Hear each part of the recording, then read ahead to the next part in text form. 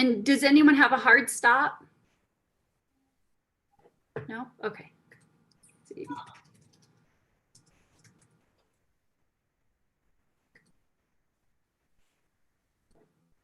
Are you able to move Wilda in? Yes, I will do that now. I like your strategic hydrangeas. Oh, thank you. Yeah. They just came from my yard. Just I feel like they would do. I don't think it's ever been. I've never heard that together. Strategic hydrangea. No, but like, have you seen that band. site where everybody goes and looks at backgrounds? You know. Okay, speaking of backgrounds, your piece of your painting behind you is crooked. Really? You sound like Penny.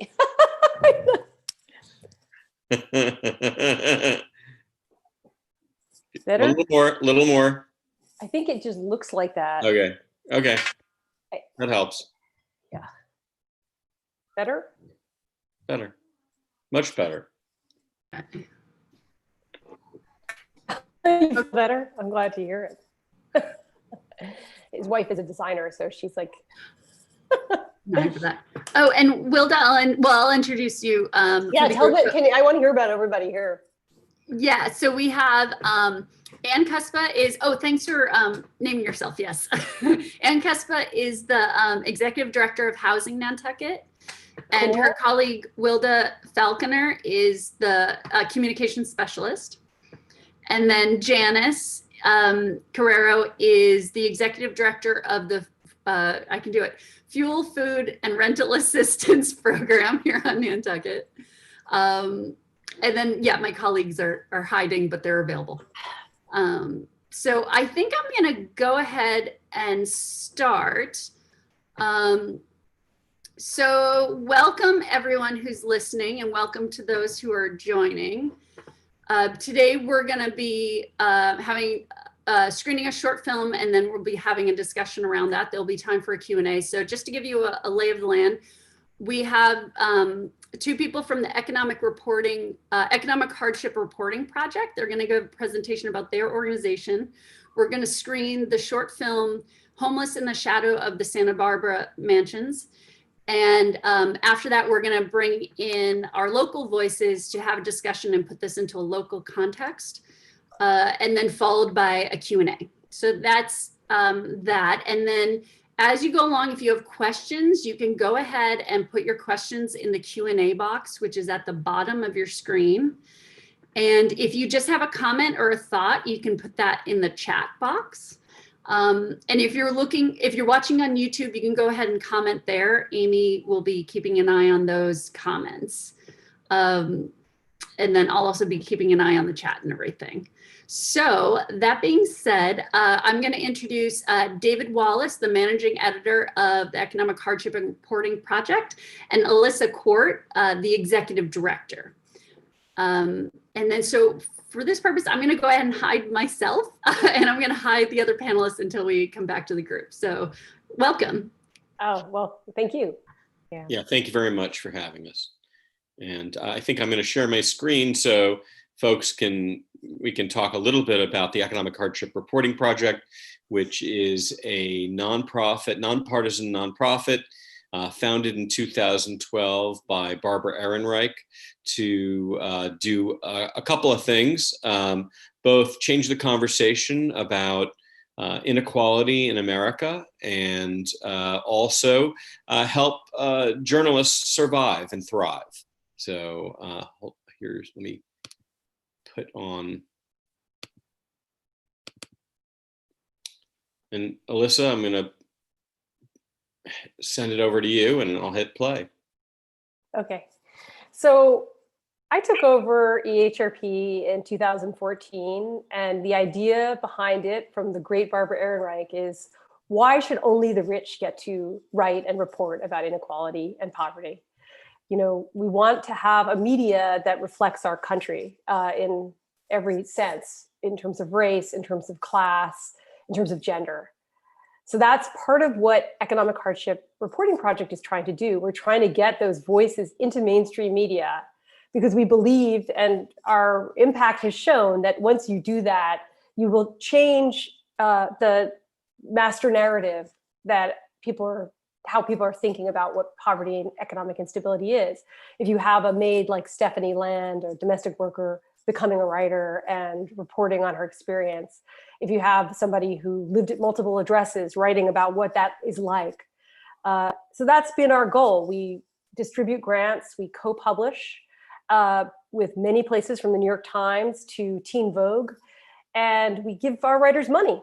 And the part of why we do that is there is a war on journalists right now. There's a war on journalists in terms of defunding of newspapers and underpaying freelancers, but there's also a war from the Trump administration, and there's a war in terms of protesters, the police protests, people like Linda Tirado, who lost an eye in Minneapolis, who was one of our contributors, who is actually a low-income writer.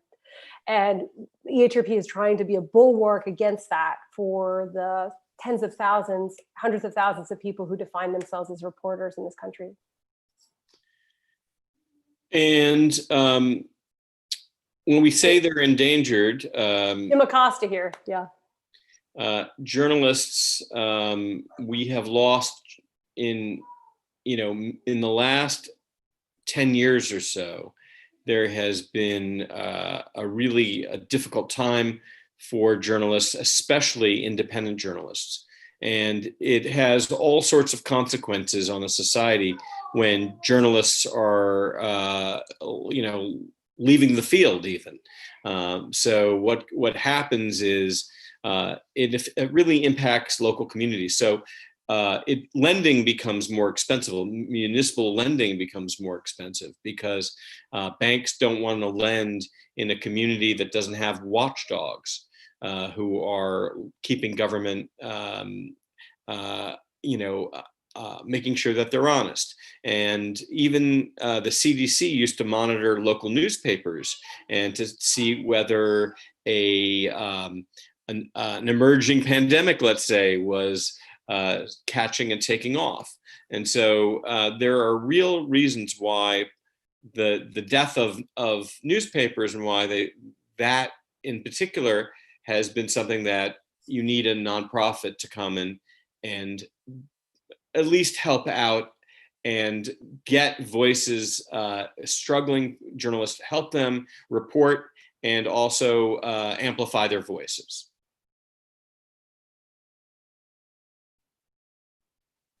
Do you want to talk about David? Yes. So David Brooks, obviously, he's a well-known reporter for the New York Times and now a columnist. And one of the reasons that we at EHRP see ourselves as the un-David Brooks is because he is very wealthy and he writes from that perspective, and he sort of sees lower income people, lower income families, almost like somebody visiting a zoo. It's a kind of slightly otherized experience. Like he doesn't see he may be sympathetic, he may be arguing for this and that social program on occasion, but he doesn't really feel their experience and get the texture of what it's like to live with economic instability. And we think that part of that is because he I don't want to assume, maybe he had a year in college, but he has not experienced poverty or economic instability himself. So that's part of how we see ourselves. You want to keep turning the slides? Mm-hmm. So, some of our writers, one of our writers, Darrell Wellington, had to sell his plasma. And when I toured for my last book, Squeeze, which why we can't afford America, why families can't afford America, there were a lot of people in the audience who were adjunct professors also, or journalists who couldn't sell their plasma. This is a common occurrence. It's literally a quick injection of money that leaves the people who give this beautiful mortal substance. It gives them money to get through their lives. And that's what Darrell Wellington wrote about, and the embarrassment, the physical pain and exhaustion he felt having to do that just to be a writer. On a regular basis, yeah. Yeah. And this is pertinent to what David was talking about earlier. We do also be trying to address what we call news deserts. So you probably heard about food deserts, where you can't get a fresh banana or a fresh head of lettuce for miles, often in lower income areas, in urban areas.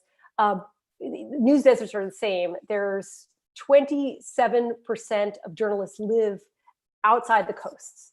Now that's that's a ridiculous number. It's 73% are on the coast. I mean, including, I have to say, us, but we really want to see that rural journalists in Heartland and the places in the South from these communities, who are staying in these communities, reporting on them. So that's part of what we're doing. We're trying to address that glaring geographical inequity, which is also often an economic one as well.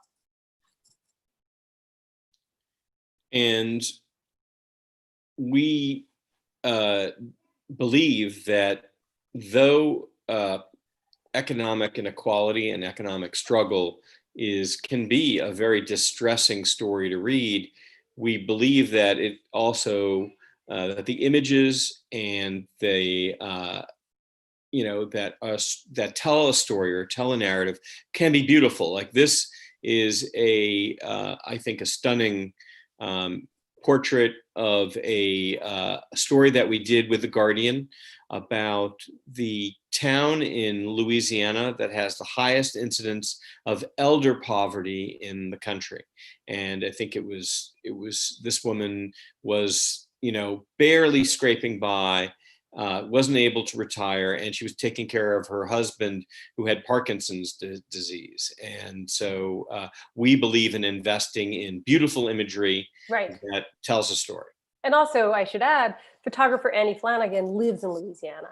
So again, this is about kind of seeding those local photographers and reporters who are staying there and letting them flourish.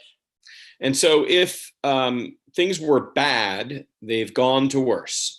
So since the pandemic, we've lost, in the field, thousands upon thousands of journalists who have either left the field or can't find work. And since the pandemic, 36,000 journalists have lost their job or been furloughed, or freelance budgets have been frozen. And it's harder than ever at a time when it's so critical for journalists to tell these stories about people. It's quite clear that journalists are even having it harder than ever. So what we've done is we've assigned some great art, editorial art about the pandemic, including this. We did a beautiful series of illustrations with Molly Crabapple. This is her work. She's quite stunning, and she's been doing portraits of essential workers. And then Steve Brodner, who is a world-class illustrator, did a project in the Washington Post to show the lesser-known victims of COVID. So the gentleman on your left was a 96-year-old World War II veteran who was on Omaha Beach and wounded on Omaha Beach, and he died during the pandemic. And so what we're trying to do is bring attention to stories that may not get as much attention as you would hope. These are some more portraits of essential workers. And one thing to think about with Molly Crabapple is she got photos. People sent her photos, and then she drew from the photos or from the Zoom images of people. So a lot of our contributors are now resorting to very creative strategies to photograph people. They're photographing them from a distance, they're drawing them, et cetera, because they really believe in, explaining the experience of working class life during COVID. And we will use humor to tell a story about, in this case, that the wealthy during this period deserve a little mockery sometimes for the level of their complaints when people are really struggling. So we did we created a fake magazine, a shelter magazine called Shelter in Place, that asks questions like, is my pool boy essential?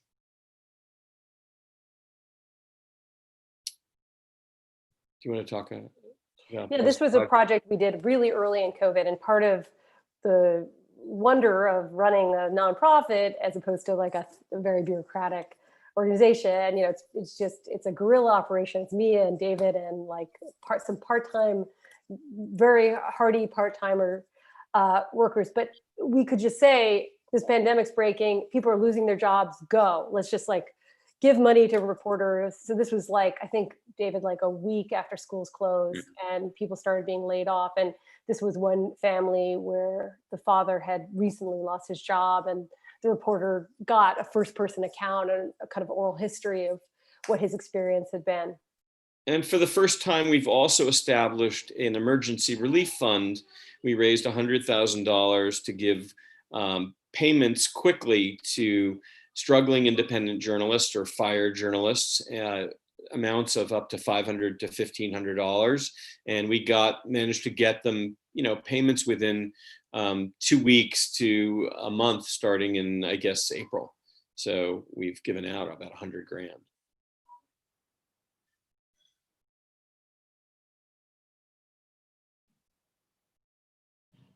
And some of these images are just some of our kind of classics from the last 7 years. This was a series of signage. This was of Niagara Falls, the two Niagaras, the kind of affluent Niagara in Canada and the other side in New York, that we created triptychs. It's again like beautiful work that, using beauty, voice, illustration, unusual ways to get a social justice message around poverty, to get people to sit up and listen and watch. Because about a third of Americans blame lower income people for their plight.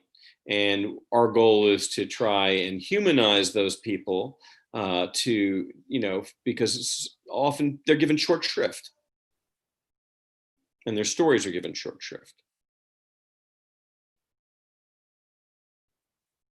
So, and also, I should say, it's not just the poor that we report on. It's also people who are, I call them the bottom of the top, or the middle precariat. They're people like people in San Francisco.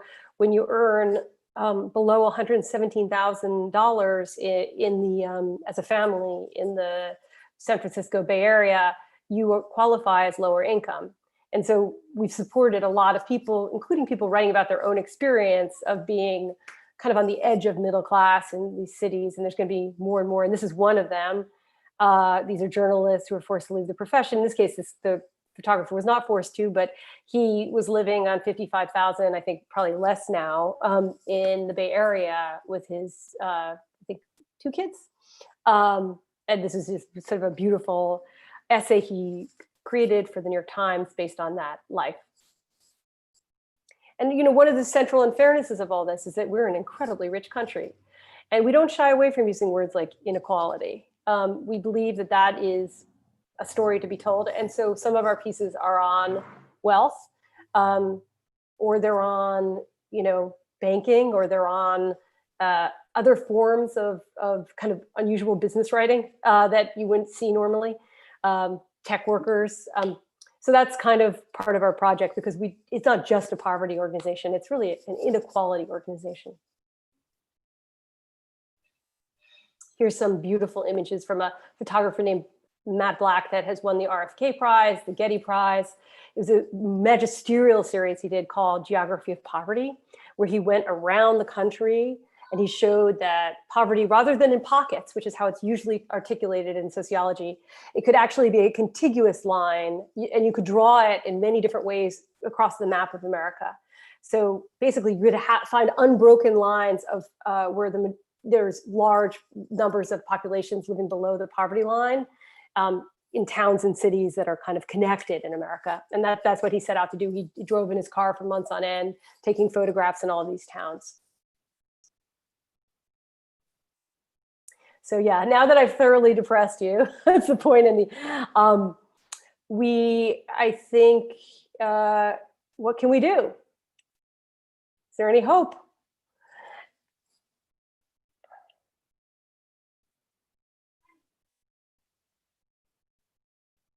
What would help America's middle class and its journalists? Talking honestly, which is part of what we're doing right now, and part of what we want to do through our publishing, which is to shine a light. It's like light is a disinfectant, they always say, sunlight, but there's also the sunlight of emotional honesty. Yeah. Which, Drink the disinfectant. yeah, clear. don't drink the disinfectant. But you know, where people, when they're speaking from their hearts or writing or reporting from their hearts, it just creates something, empathy. And I always like to say empathy is my metric, because people always talk about how do you do metrics? And for me, creating empathy amongst a band of readers would be the most important thing possible. And Janet, do you want to? We have a film that we feel does this, if the time has come for that film. Yeah, time has come. Do you have anything to say before we start? Yeah, we want to just, this is we also commission films, and this is a short film, about 10 minutes long, that tells the story of 3 families who are forced in the richest country in the world to live in their cars, despite having all working, and this is a common experience, more common than we think in America. And one thing I'll add to that is Santa Barbara in some ways mirrors Nantucket. So I'm hoping that we'll have a conversation about that, especially now. It's like this warm, beautiful place where I think I forget the poverty numbers in Santa Barbara. I think it was like 23% below the poverty line or something like that. And what the filmmaker Jennifer Dworkin found when she was shooting this was there were many reasons why people who had been formerly middle class or working class wound up living in their cars with their families. And you'll see it's not always the same story. Sometimes it's like intergenerational poverty, right? That kind of essentialized category. But sometimes it's things like someone's a victim of domestic violence. They have bad credit, so they can't rent a house. They can't rent an apartment. They can afford the rent, but they can't afford the security deposit. Right. The first and last month. Or someone was a union worker who had an injury and wasn't given disability.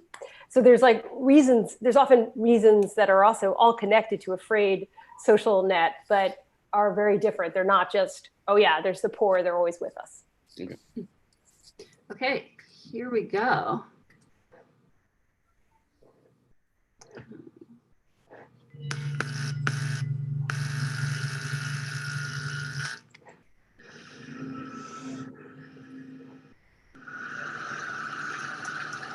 More and more people are just living in their car. I see it.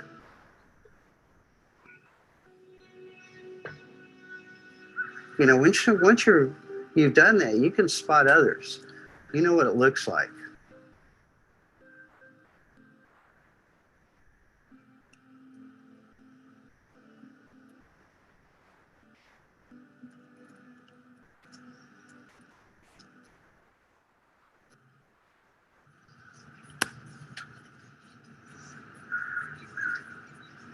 I left because my ex and my son got into a physical fight.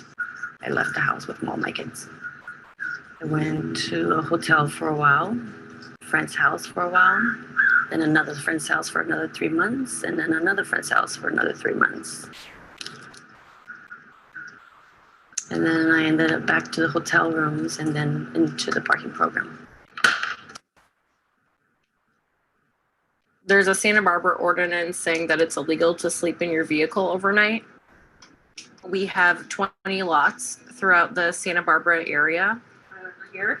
So when you pull in, there's like a parking lot here and here. It's this back one. You can start entering anytime after 8 p.m. and then you have to be out by 7 a.m. every morning.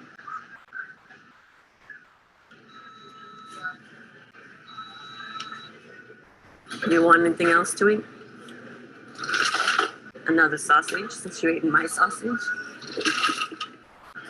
So I'm gonna pick you up where? Behind the cafeteria or on next to the tennis court? You get off at 8, I get off at 8, so I'll be there around 8:15. I wake up at 5:30 in the morning, drop off my kids at school, then I go to work from 8 to 5, go pick up my kids, then I go to my other job at night. Here's what's new. If you qualify for one of fees for that week. Yes, you heard it right. We won't charge you for the first 7 days. Just trying to find a place has been difficult. I make the money, I just don't have good credit. My oldest son, he helps me by watching them while I work at night.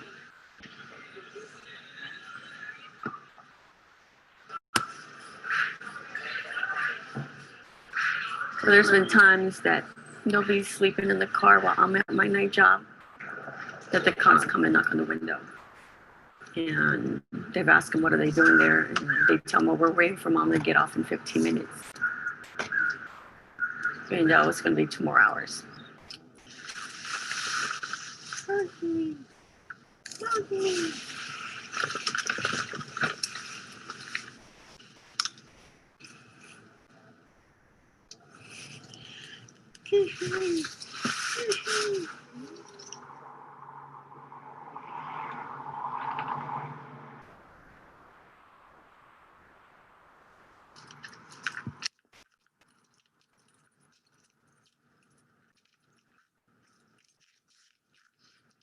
Been a carpenter for 40 years.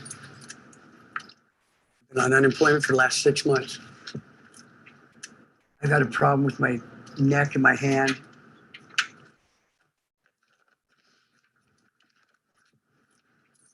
I just got my last check last night. I knew we were going to be homeless. I knew it was going to happen. We lost our apartment. So I bought that van that we sleep in, took the seats out, and that's what we got in the Safe Park program. And then that's what we've been doing. Spell it. P-O-N-D.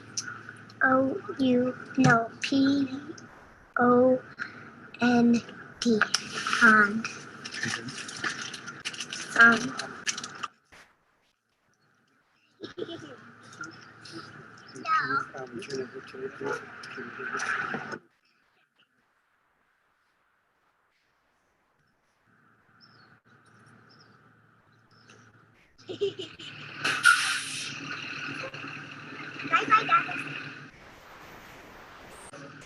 Registration and insurance.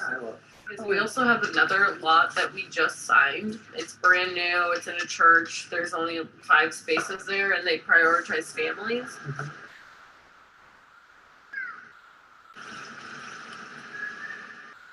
We belong to the YMCA. Shall we?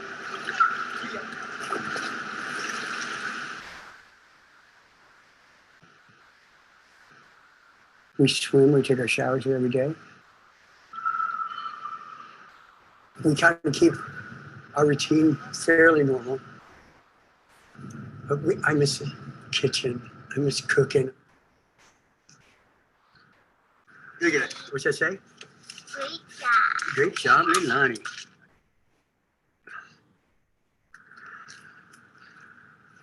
She don't really remember what her mom looks like. But that's all going to change real soon. Her mom's going to be getting out of prison real soon. There you go.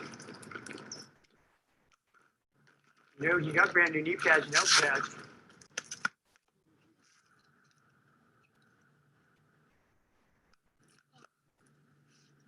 Leilani writes her letters, and her mom writes her back. I don't know. I don't. Just as long as you're not in the spirit, I know you follow the Lord. Her mom has an addiction. It's a disease. Hey, did the phone ring? Yeah. Mom? Yeah. Okay. Answer it. Welcome to the link. Hi. Hi. What are you doing? Oh, just watching a movie and stuff. Oh, she's done real well. You said your spelling is just, oh, you'd be proud of her too. Okay, call Daddy on my hang up. Okay. I love you. Bye. Our living situation isn't the best at the moment. Later. But she's okay. She's a trooper.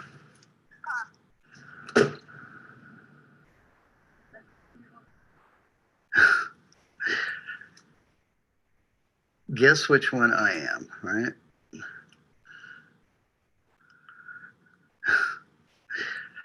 Yep, it was all glam rock, you know, that was the thing to do. I actually played professionally. I went on tour with a lot of bands from the 80s.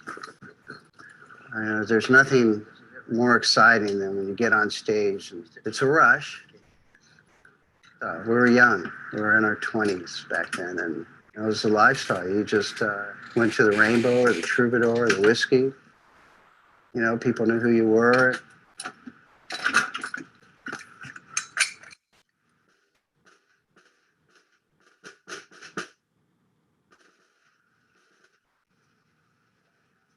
Yeah, I just had to pack everything up, put it in here.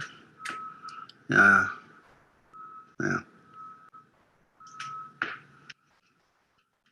When I knew I was going to lose my apartment, I'm thinking, okay, this is Santa Barbara. It can't be too bad. I'll live in my car for a couple months. I'll be okay. I'm going on 3 years.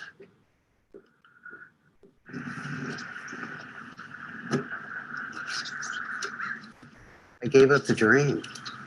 So I went from rock and roll to the investment industry wearing a suit and tie.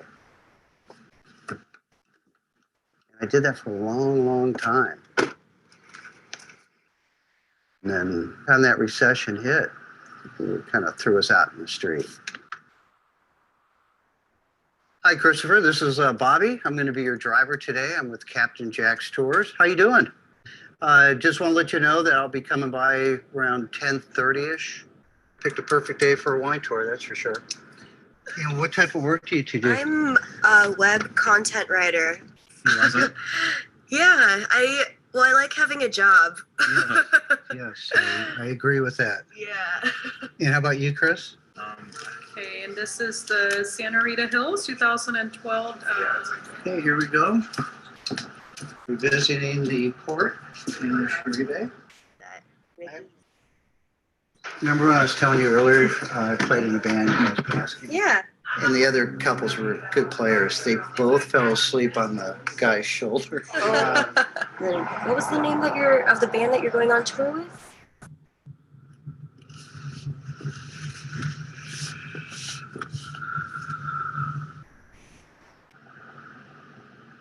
80s rock and roll is making a comeback. My buddies are out there playing, and they've actually asked me to get my plane together and come aboard. I can do that. I know I can do that. I've done it before. If I didn't have that as that carrot of hope, I can't even imagine. Can you hear me, flip-flops, please? My eyes burn. Take your driving.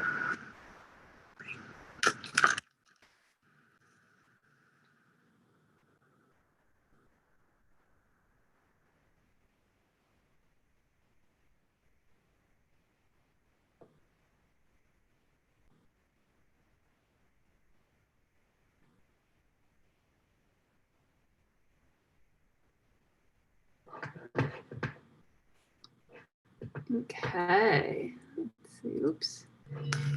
Oops. Let me close that. I'll stop my share.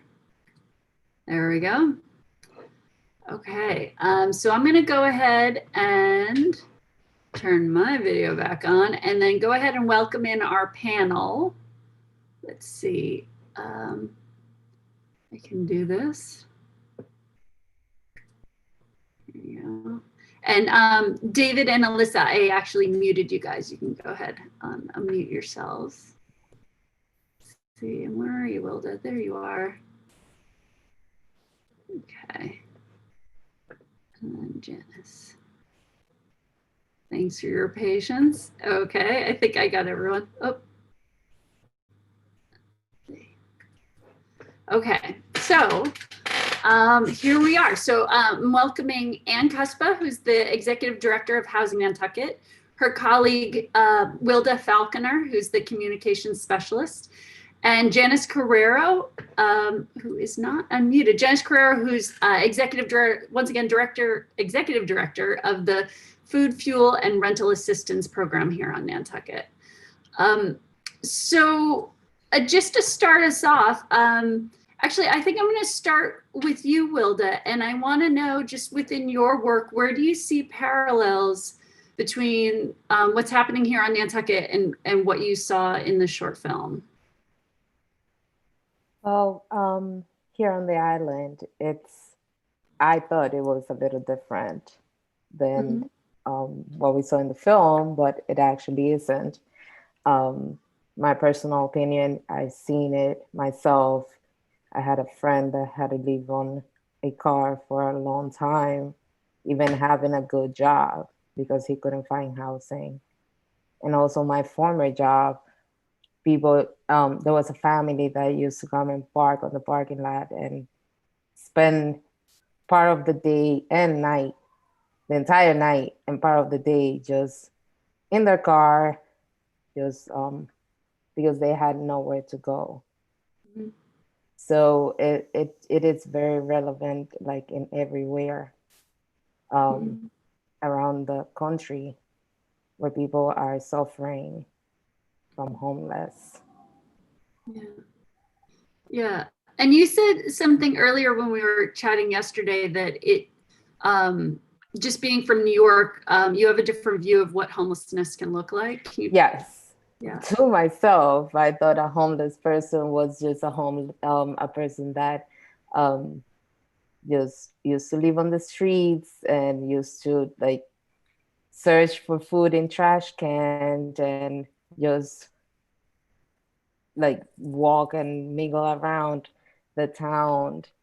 But now I came to realize that a homeless person is somebody that can or have to sleep in somebody's couch because they don't have housing, and sleep in their cars because here on the island it's so difficult right now to find housing.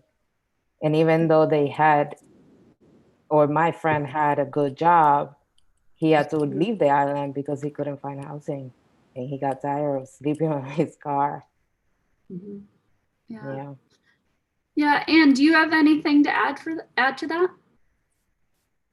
Yeah, it happens. And especially at this time of year, where people are doing the Nantucket shuffle, when a winter rental comes to an end and there's no summer rental, or now forget about with the COVID, you don't want to be jammed in with other families in a room where the 4 other bedrooms in the house have families jammed in a room.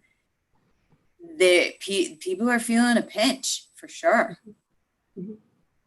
Yeah. And Janis, so we talked about housing Nantucket is really about getting to a place of home ownership, but on your end it's rental, but then everything else, the fuel assistance and the food and basic resources. So what are you seeing here that I don't know, I guess give us your perspective in terms of how this shows up in Nantucket.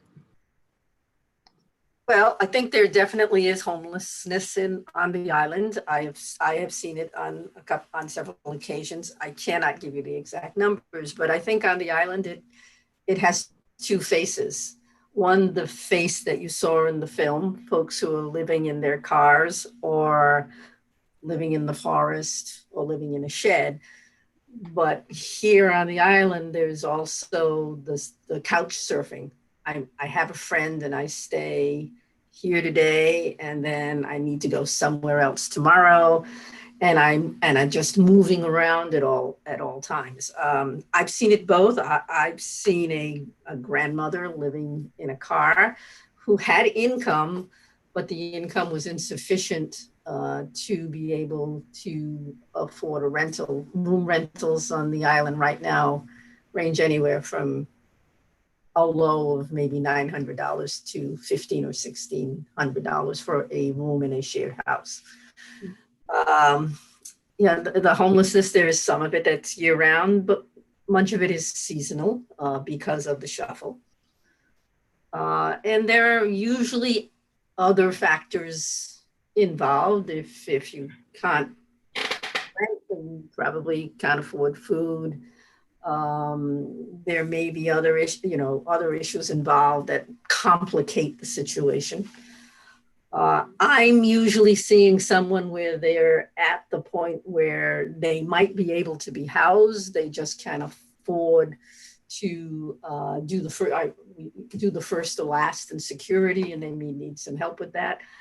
Most of the folks I see have some form of income. They are not without any income. It's just housing on the island is so expensive that it's difficult for someone at a lower end to break in.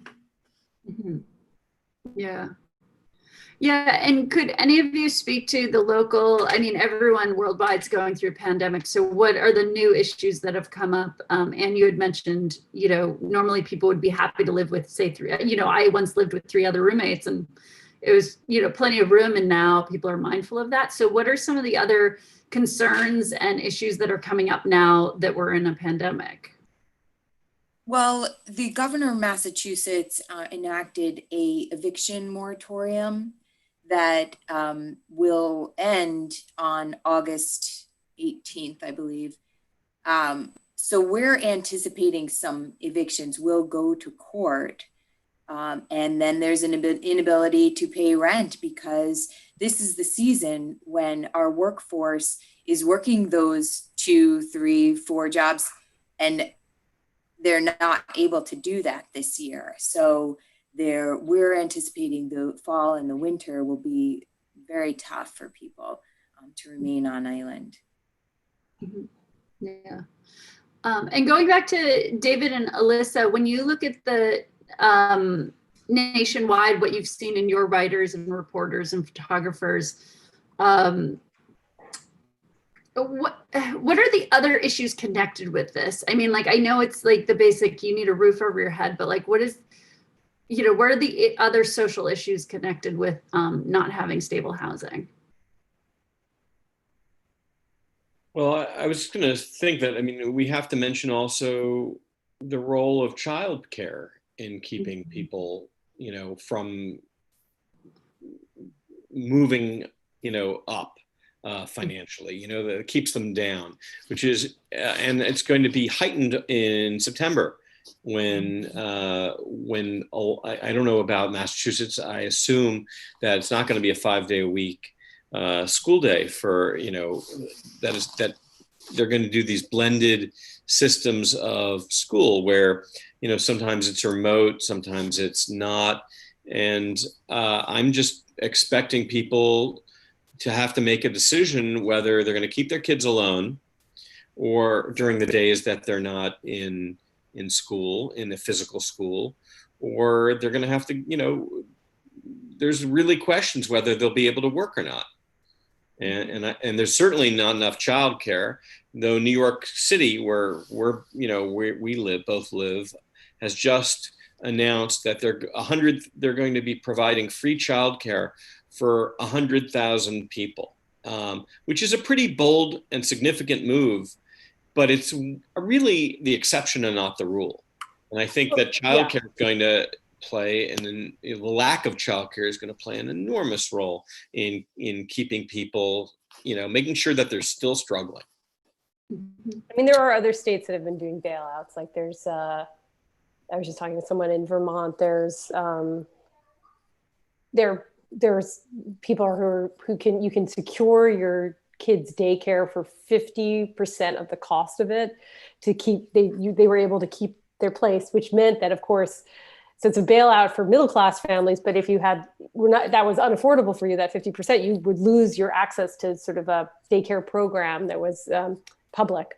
So there's all kinds of things that are happening. I think there's going to have to be local accommodations, because obviously it's not going to be federal in terms of childcare. But I mean, one of the things with the housing insecurity is also, I mean, I think we're going to need to have people more spread out in their living quarters during COVID. So how is that going to work when you have a lot of families who, as you were describing, or roommates living cheek by jowl? So I think that's also been a way that a lot of people have survived in places like Nantucket or Santa Barbara or New York. When they don't have a lot of money, they live with multiple roommates or with families, and it's going to become a vector for that. So I think we have to think about the people who also are able to keep their homes. What is that going to look like? How much are they going to struggle to stay healthy within that? Mm-hmm. Yeah. Oh, sorry. Were you going to say something? Well, I was just going to add that in the island, there are a vast number of people who work in a seasonal economy. They need to make their money from April 1st to December 30th in order to survive January to through March. and they lost all of April. They lost most of June. They probably will not be working through December 31st. So as Anne was saying, we are going to see a surge in that time period of folks with insufficient income.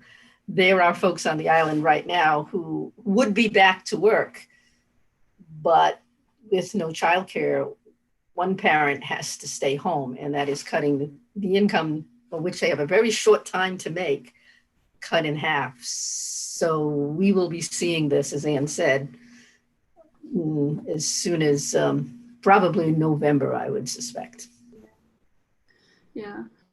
Wilda, I know you interface with a lot of the people that use Housing Nantucket, and I'm wondering if there's any concerns that you've heard that we haven't mentioned that like maybe we haven't thought of, because it's really easy for, you know, government and the governor and everyone to be like top down, this is what we should be doing. But looking from the bottom up, what are you hearing is the need from people and the concerns? Well, when they come to the office, what they're looking is for housing. Like yesterday, this mother came and she's like, oh, my kids are living with the dad in a bedroom and I live somewhere else and I seriously need the help.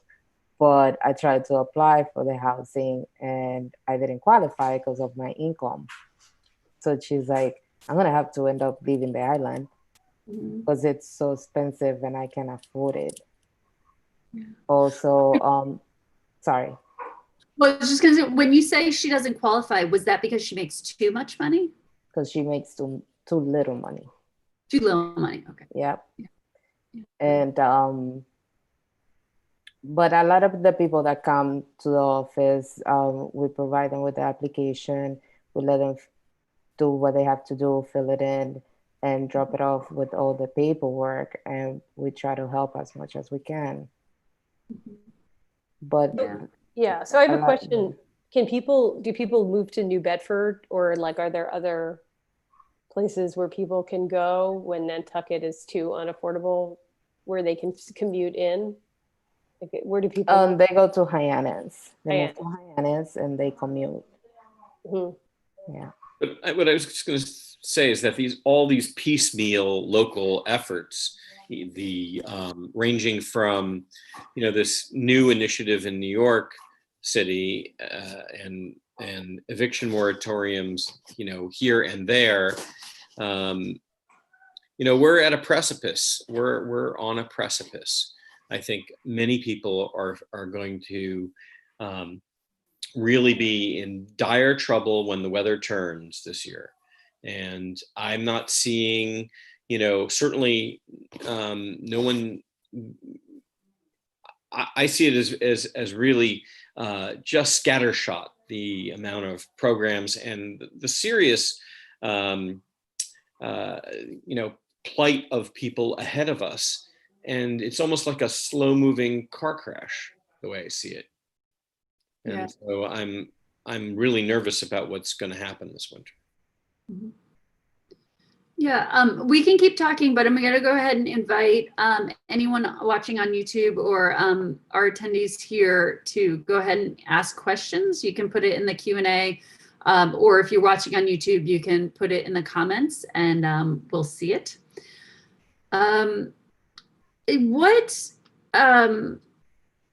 I guess this is for Anne, Wilda, and Janis, but what solutions? I know we're just in such like an uncertain time right now, but what solutions locally do you think are working well or that you're pushing to implement?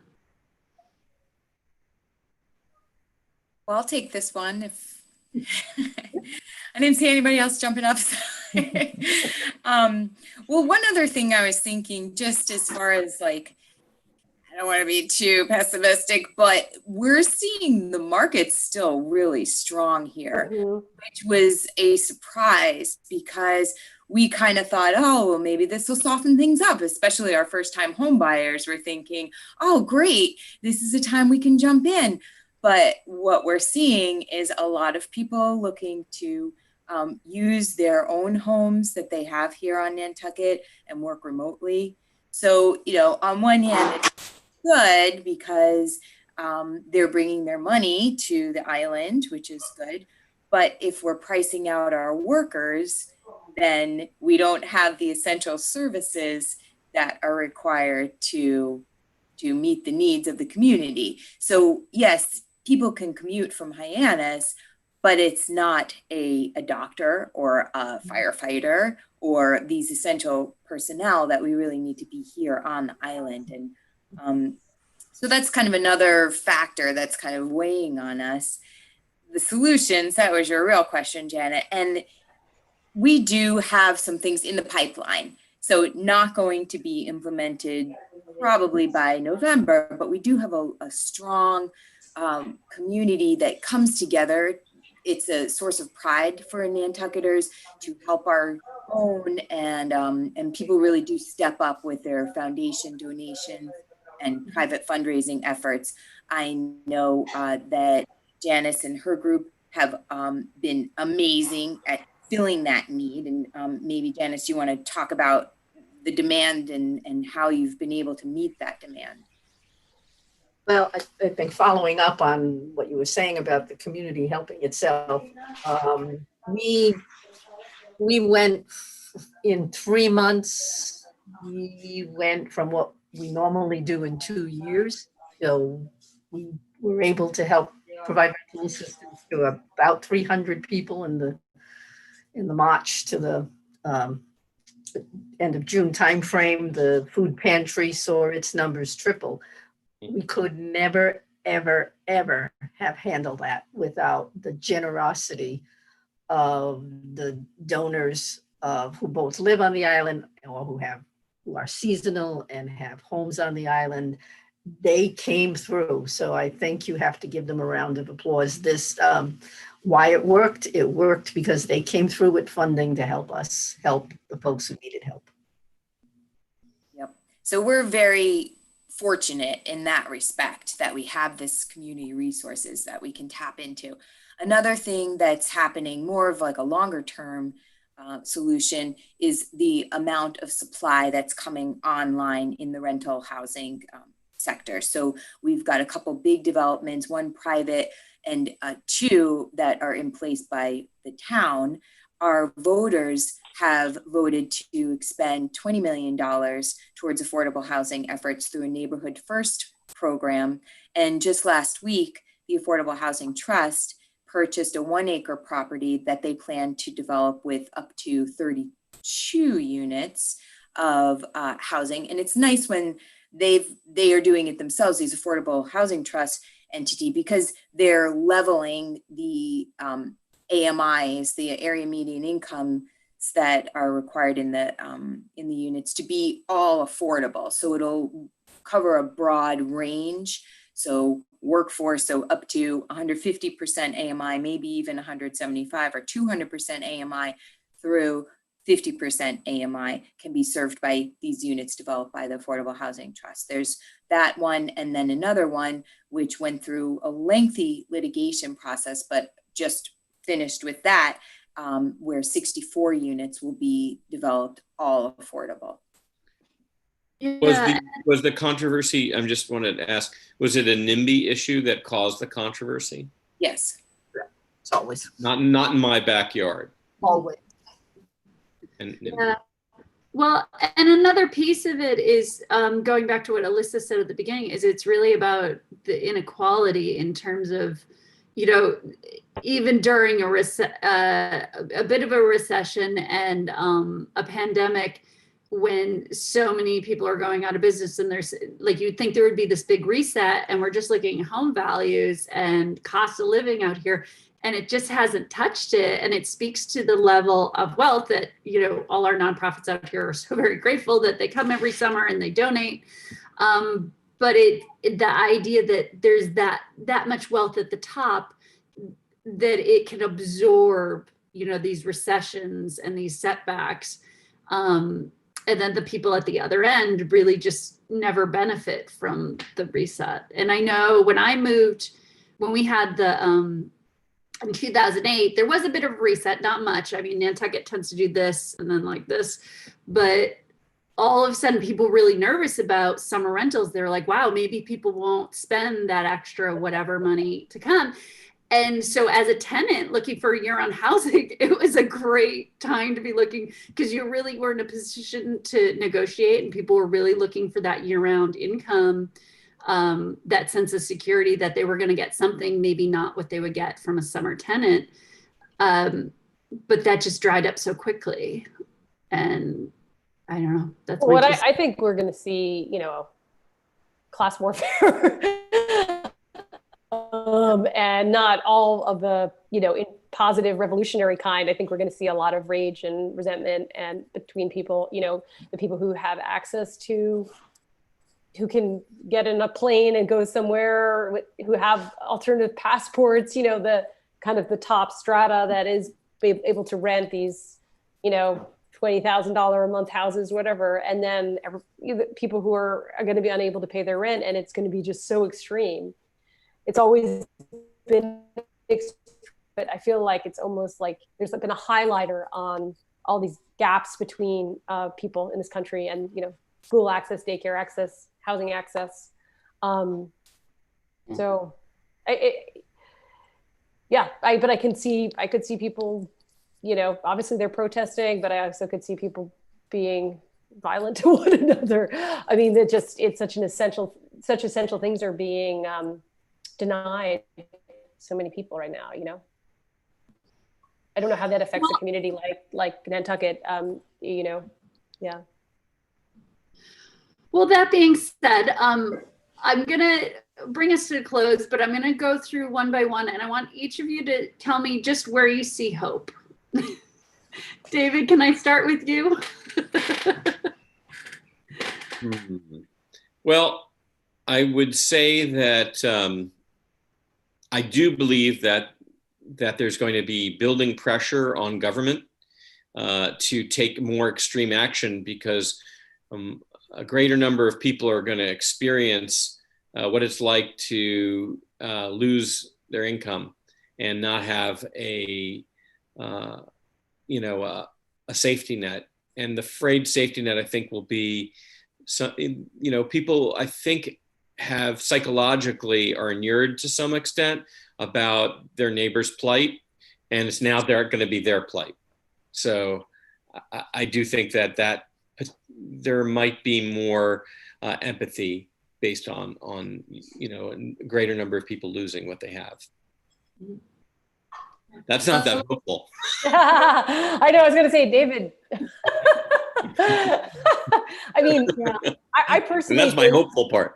I do think that we're seeing more communitarian impulses from people like yourself, creating kind of co-parenting arrangements to take care of your kid, people sharing what they have, sharing food, sharing resources, sharing curriculum, sharing lots of things. So, I mean, that's been a positive. I think you see inventive things like that, 100,000 set-asides for childcare in New York City, and hopefully it's going to be nationalized.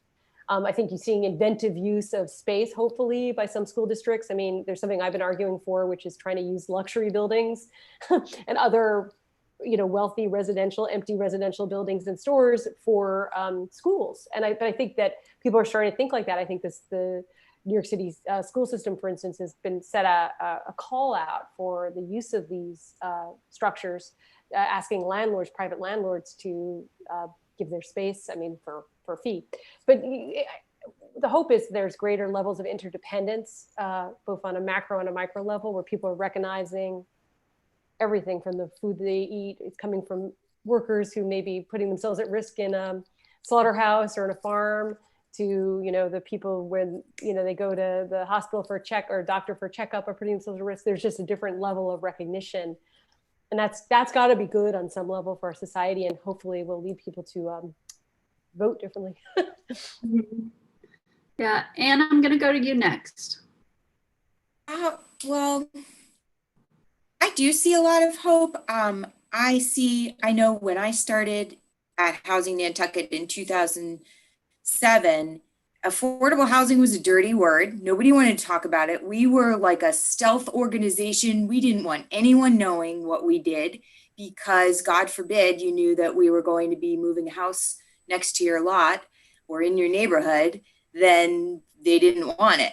So I think nowadays people can see that interconnectedness that I heard Alissa talk about, and that we do rely on our workers to keep this machine running and keep our lifestyles comfortable. I think that through the COVID, there's been a lot of empathy, people wanting to help, people feeling bad at their privilege, and maybe, giving more than they might have before. And also seeing how vulnerable we are and how reliant we are on each other. So I think all of that stuff is there. I see hope there. And I think that we're going to get through this. I think it makes people realize, especially with the racial things that are going on now, how that poverty just, how it comes out and manifests itself when you look at the people who are doing these low income jobs and you see that there's a serious discrepancy there for who is serving whom. I think people are starting to connect the dots about that, and maybe there's that appetite to right some of the wrongs that are within our country's system. So I think that that's happening. Wilda, where do you see hope? I think that here on the island, the community gets together more and more, and the community here help each other a lot. Like Andrew said, more people donating and like seeing the difference and hearing from the people that are being helped, it, like, motivates them more to help. That's where I see hope. Yeah. And Janis, where do you see hope? Well, it's going to sound like Anne and Wilda and I, we've worked together every day, and we basically see the same thing. It has taken the island a long time to realize that we have a housing problem, but they have taken it. Maybe we still have the not in my backyard that will never go away, and some people may think X or Y, but there are steps moving forward. I think the COVID has had shown us some bad, but it has mostly shown us some good about how the island takes care of itself. I mean, at the pantry, we had volunteers delivering food to folks every day. I talked a little bit a while ago about people donating to help the folks in need. And that's something that's been a kind of a constant on the island, but it has flourished in this period. Mm-hmm. Yeah. Well, with that, I think I'll wrap up. Thank you so much, everyone, for participating, for being here and sharing your thoughts. I really appreciate it. And if anyone's tuned in late, or if you'd like to share this, it will be on YouTube. And the film we watched is available on YouTube, and I'll put that in that link, or if anyone wants to watch it again. So thank you so much, everyone. Have a really great night. Okay, thank you. Thank you, Janet. Thank you. Good night. Good night. Good night, Wilda. Nice to see you. Good night. Nice to see you too. Bye-bye.